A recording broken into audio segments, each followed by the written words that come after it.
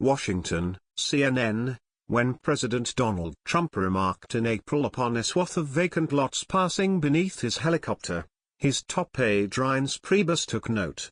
Weeks later, as the head of a top Taiwanese electronics supplier visited the Oval Office to inquire about constructing a U.S. plant, it was Priebus who remembered those empty plots of land in Wisconsin. "I know a good spot that you should go, that place in Kenosha," Priebus proudly recalled telling Trump in an interview with a Milwaukee TV station this week. Engaged in the project from start to finish, the Wisconsin-born chief of staff was eager to see the deal announced from the East Room on Wednesday, but as Trump began ticking through state and federal officials who helped make the project happen, Priebus' name didn't warrant a mention. The absence of a public acknowledgement would be demoralizing enough. But for Priebus, a chief of staff who has struggled for months to please a fickle and often fuming Trump, the day's indignity was only beginning. "Reince is a fucking paranoid schizophrenic, a paranoiac," Scaramucci told the magazine's Washington reporter Ian Lizer, adding that unlike Steve Bannon, Trump's strategist, he was not trying to suck my own cock. Scaramucci, who predicted in the interview that Reince would soon resign, later said on Twitter, "I sometimes use colorful language, vowing to refrain in this arena going forward." But he offered no apology to Priebus or Bannon, who both report directly to Trump. During her daily White House briefing, Press Secretary Sarah Huckabee Sanders could not say whether Trump has faith in his chief of staff.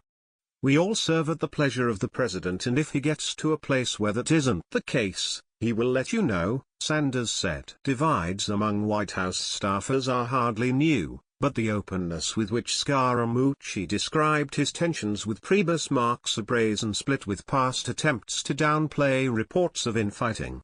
It's led to new speculation about Priebus' future, which has been a lingering subtext of Trump's administration since he entered the White House in January. "I don't know if this is reparable or not," Scaramucci said of his relationship with Priebus on CNN. "That will be up to the president. We have had odds. We have had differences," Scaramucci went on, before turning to a biblical comparison that left little doubt of the acrimony. "When I said we were brothers from the podium, that's because we're rough on each other. Some brothers are like Cain and Abel," he said, referring to the Old Testament story of fratricide. "Other brothers can fight with each other and get along. I don't know if this is reparable or not. That will be up to the president." There appears little doubt where Trump's allegiances land. Scaramucci told CNN's Chris Cuomo at the start of his interview that he'd received Trump's full support and his full blessing to detail his grudges with Priebus during a 15-minute conversation Thursday morning. Divides among White House staffers are not a new occurrence, but the openness with which Scaramucci described his tensions with Priebus marks a brazen split with past attempts to downplay reports of infighting. It's led to new speculation about Priebus' future, which has been a lingering subtext of Trump's administration since he entered the White House in January. A former Republican National Committee chairman who entered Trump's orbit only after the businessman secured his party's nomination a year ago, Priebus was installed in the hopes he could help the political outsider navigate the complicated aspects of Washington governing.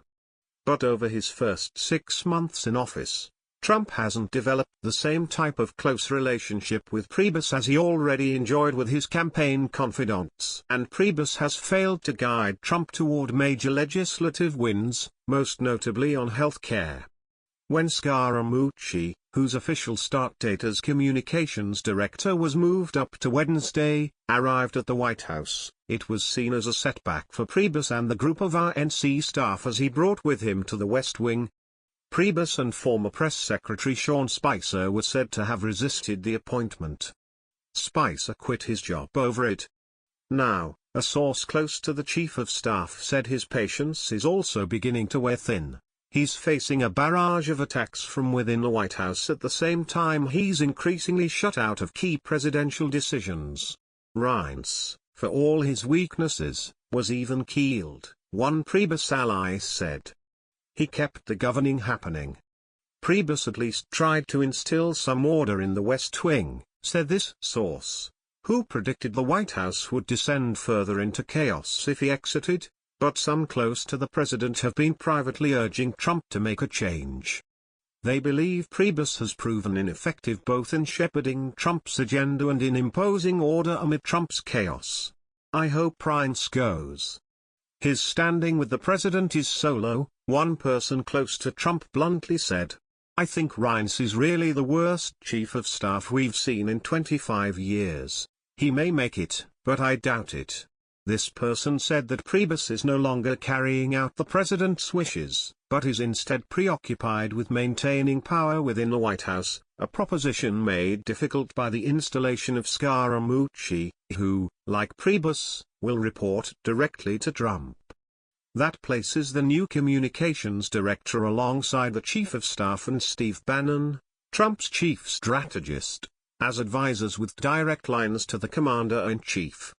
Past White Houses, even those with powerful communications staffers, have organized their staff to report to the chief of staff instead. Ivanka Trump, the president's daughter, and her husband, Jared Kushner, are also both senior advisors who communicate with Trump directly. In almost all modern White Houses, every staff member reports through and to the White House Chief of Staff, said David Cohen, a political science professor at the University of Akron who studies the Chief of Staff position. It looks like Scaramucci, at this point, is a first among equals, which is always the spot that's reserved for the Chief of Staff. Cohen said, these types of organizations, in the modern White House, don't work well, and usually fail pretty spectacularly.